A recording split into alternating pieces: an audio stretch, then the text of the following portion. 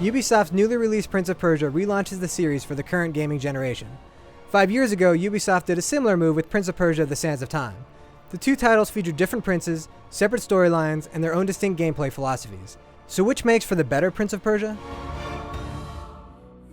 The new Prince of Persia looks like a watercolor painting. It's a fanciful world clearly existing within its own wondrous reality. In many ways, it's like playing through a dreamscape.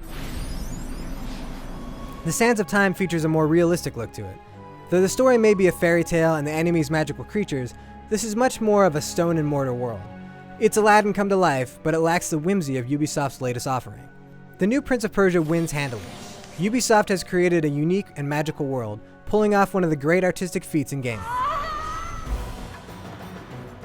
You cannot die in the new Prince of Persia, as your partner, Elika, will always save you from any misstep. This takes away the challenge and tension of acrobatics. The new pop does, however, feature quicker, smoother, and sometimes more exhilarating moments. The Sands of Time is a great contrast to the new Prince. Though you do have limited time manipulation powers that allow you to save yourself should you fail a move, death is inevitable. Each platforming sequence is, itself, like a puzzle with solutions that require both your wit and physical skill. This is what platforming has always been about, making precise movements to avoid death.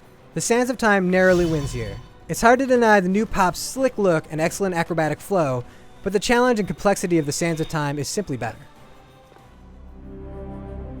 If puzzle solving is one of your favorite aspects of the Prince of Persia series, then you're going to be disappointed by the new Prince.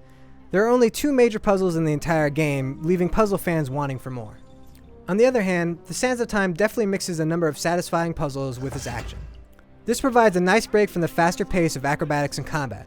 There are some great, complex, and memorable puzzles. The Sands of Time takes this one.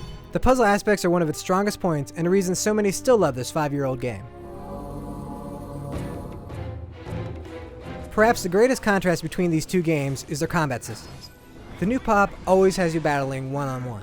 Combos are handled with a dynamic branching tree allowing for skilled players to pull off some amazing moves. And the fact that you're fighting just one enemy allows for a more cinematic camera and thus more dramatic battles. The Sands of Time ratchets up its difficulty by throwing more and more enemies at you. The combat is simplistic and gets a bit stale by the end of the adventure. It's easily the weakest aspect of the Sands of Time. The new Prince of Persia slays this category. The laid-back, rhythm-based combo system is unique for the genre and damn cool.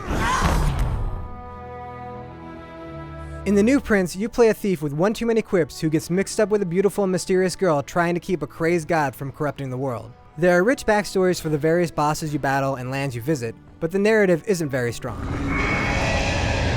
Unlike the new Prince, who is battling to correct someone else's actions, the Sands of Time Prince must work to fix his own mistake, immediately giving him a personal stake in the action. Told like a fairy tale, the Prince's narration pulls you towards an incredible finish. The Sands of Time is the obvious winner. This is one of the most memorable stories of the past decade, and just thinking about the clever ending might be enough to inspire you to play through it again. Both Prince of Persias are great games, and each has its strengths. The new Prince has an amazing visual style and a unique and enjoyable combat system. But the Sands of Time is a classic for a reason. The story is fantastic, and the balance between platforming, puzzles, and combat is just about perfect. It's a close call, but the Sands of Time is still the one Prince fit to be king.